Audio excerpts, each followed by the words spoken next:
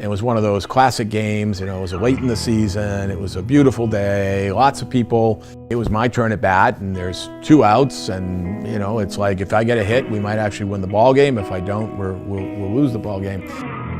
The coach says, just don't worry too much about it. Just make sure the ball hits the bat, you don't have to swing that hard, and good things will happen. Well, lo and behold, the ball hit the bat. I ran down towards first base, and I tripped. I fell, I got tagged out, and we lost the game.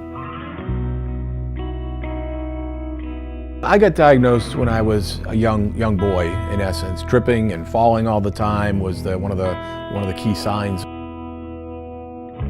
CMT is a neurological disorder. It's called Charcot-Marie-Tooth disease. It's this progressively degenerative neurological disease that causes you to have less and less feeling, less and less stability. Eventually, it starts in your extremities and works into your inner body. It's hard not to have CMT and not have it affect you. It has affected me in numerous ways. One was just in what I chose to do with my life. I got to thinking about, so what can I do? What are the things that I can be really good at? I remember my dad telling me, I don't really care what you do in life, but what's important is that you be the best at whatever you choose to do, because that secures your future. I was always intrigued by business. I read the Wall Street Journal, since I was a kid, basically, and so I decided to go ahead and get into business. It's become more evident to me that I have maybe more to offer this world than just my business acumen. My biggest regret, if I leave tomorrow, would be that I didn't do enough to help try and solve this riddle of CMT.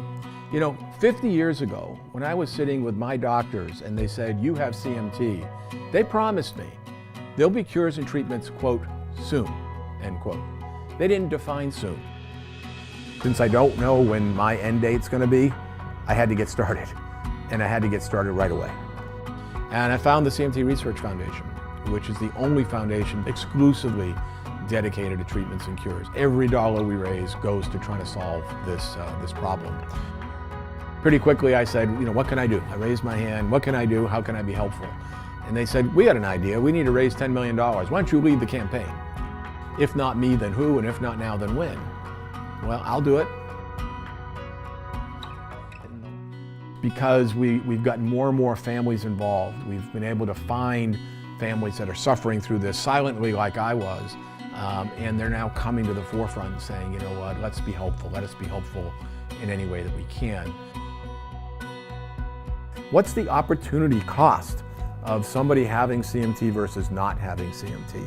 I mean, in terms of their own fulfillment, in terms of what they can accomplish in life and what they can contribute to society, that's the cost. There's a massive societal cost that is uncalculable, probably incalculable at some level, but I think we can begin to discuss that more openly than we have in the past, and I think that will create an emotional reaction. And the emotional reaction we're looking for is this sense of urgency to get this solved.